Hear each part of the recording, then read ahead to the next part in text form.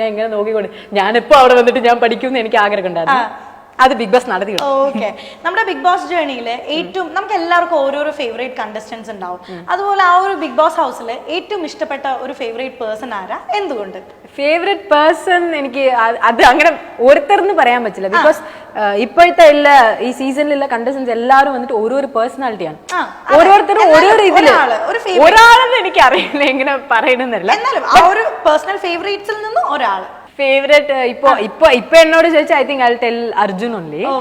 Arjun favourite person ആവാൻ കാരണം genuine എന്നെ പോലെ തന്നെ ലൈക്ക് ഇപ്പോ നിറയെ പേര് അവിടെ പ്ലാനിങ് ഇത് ചെയ്യണം അത് ചെയ്യണം എന്ന് വിചാരിച്ചിട്ട് വന്ന ആൾക്കാർ കുറെ പേരുണ്ട്. ആ കണ്ടസ്റ്റന്റ് ഹെവി പ്ലാനിങ് ഒക്കെ വേറെ ഡേ ബൈ ഡേ ഓരോ പ്ലാനിങ് ഇട്ടിട്ട് ചെയ്യുന്നതാണ്. പക്ഷെ എനിക്ക് അറിഞ്ഞിട്ട് അർജുനോ ഇല്ല ഞാനോ വന്നിട്ട് അത് ഒരു ഫ്ലോയിൽ പോണ ഒരു രീതിയില്ല. ലൈക്ക് രണ്ടുപേരും ഒരേ ക്യാരക്ടർ ജെന്യൂൻ ആയിട്ട് ഇരിക്കണം. നമ്മള് എപ്പോ നമുക്ക് ഒരു ഓപ്പർച്യൂണിറ്റി വന്നാൽ ആ സമയത്ത് നമ്മള് സമയം ചെയ്യണം. അപ്പൊ ചില വിഷയമെല്ലാം എനിക്ക് അർജുനും കുറച്ച് സിങ്ക് ആവും, സിമിലർ ആയിട്ടുണ്ടാവും. അപ്പൊ എനിക്കത് മേ ബി അതുകൊണ്ടാണ് അവ ഇതുവരെയ്ക്ക് വന്നിരിക്കുന്നത്. ലൈക്ക് റണ്ണറപ്പ് ആയത് ആ ഒരു വിഷയം. ഗോ വിത്ത് ദ ഫ്ലോ, അല്ലെങ്കിൽ എങ്ങനെയാണോ സിറ്റുവേഷൻ അതിനനുസരിച്ച് നീങ്ങാം. ഓക്കെ, ഒരാള് പേഴ്സണൽ ഫേവറേറ്റ് പറഞ്ഞു. ഇനി എനിക്ക് ആ ആളെ വലിയ താല്പര്യമില്ല അങ്ങനെ തോന്നിയ ഒരു വ്യക്തിയാണ്. എല്ലാരും എന്തെങ്കിലും ഒരു എല്ലാരും അങ്ങനെ തന്നെയാണ്. പക്ഷെ പറയണ്ട, അത് പറയുന്നല്ല എനിക്ക് എല്ലാരും ഓക്കെ.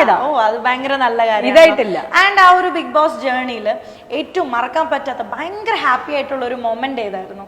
മറക്കാൻ പറ്റാത്ത ഹാപ്പി ആയിട്ട് മൊമെന്റ് ക്യാപ്റ്റൻസി എനിക്ക് വലിയൊരു ഓപ്പർച്യൂണിറ്റി അല്ല അത് ഒന്ന്. പിന്നെ എന്റെ ബർത്ത്ഡേ അവിടെ നടന്നിട്ടുണ്ടായിരുന്നു. അതും ഭയങ്കര ഭാഗ്യമാണല്ലോ. അത് വേണമെങ്കിൽ പറയാം, ഇത് രണ്ടും ഒന്ന് പറയാം.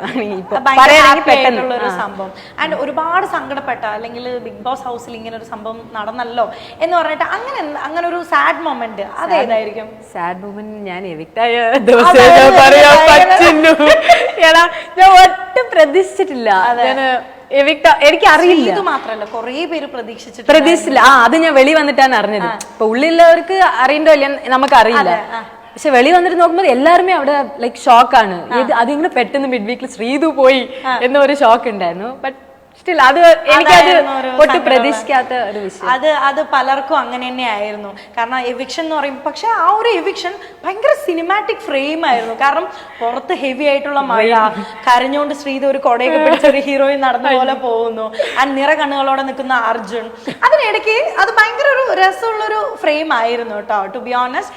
ആൻഡ് അതിൽ നമ്മൾ കണ്ടിട്ടുണ്ടായിരുന്നു ആ ഒരു എവിക്ഷൻ കഴിഞ്ഞ് തിരിച്ചു പോകുന്ന സമയത്ത് അർജുനോട് ശ്രീധ ചോദിക്കുന്നുണ്ടായിരുന്നു, നിനക്ക് എന്തെങ്കിലും പറയാനുണ്ടെങ്കിൽ ഇപ്പൊ പറ. അങ്ങനെ എന്തെങ്കിലും പറയാൻ നിൽക്കുന്നതായിട്ട് അർജുന അങ്ങനെ എന്തെങ്കിലും പറയാനുള്ളതായിട്ട് ശ്രീധുവിന് തോന്നിയിരുന്നോ? ഇല്ലല്ല, അതല്ല ഞാൻ എന്തിനു പറഞ്ഞ എനിക്ക് അറിയില്ല, സത്യം എനിക്ക് ഓർമ്മയില്ല. പക്ഷെ എനിക്കറിഞ്ഞത് ഞാൻ വിചാരിച്ചു ഞാൻ വൺസ് വെളിയിൽ പോയാൽ ഇനി ഉള്ളിൽ കയറില്ല. ബിക്കോസ് ഞാൻ പാതിലല്ലേ പോണത്.